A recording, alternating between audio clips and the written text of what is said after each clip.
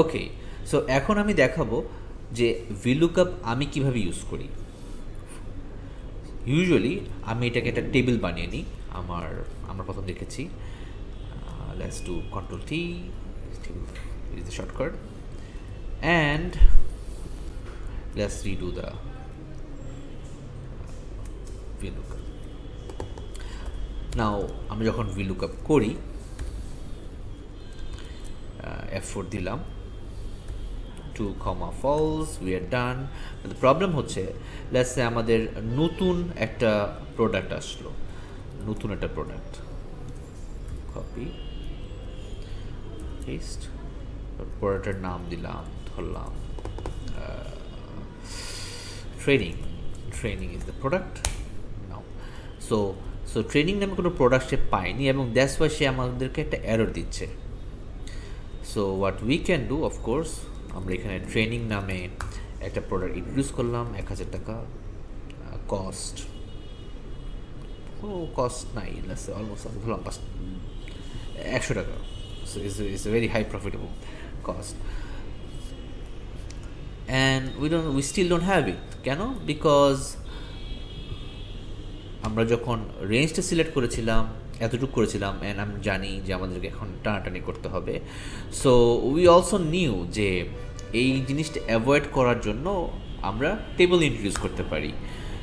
So exactly সেই জিনিসটাই আমরা করব। Control T again is a shortcut.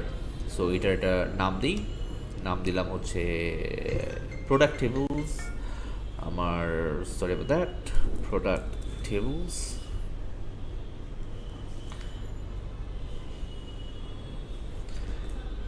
Okay, and this is my data table, এবং আমরা এটাকে আবার রিডু করব। So equals to VLOOKUP product, কোথায় দেখব?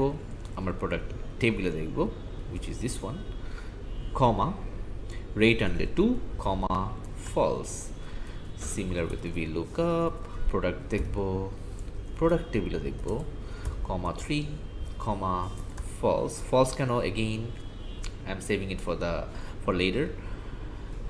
And now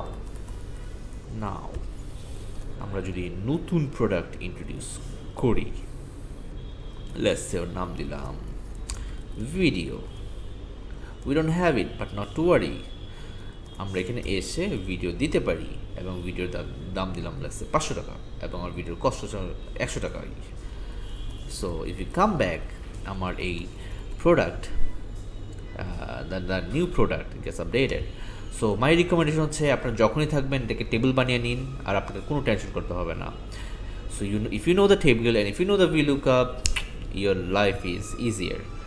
Okay, see you on the next video.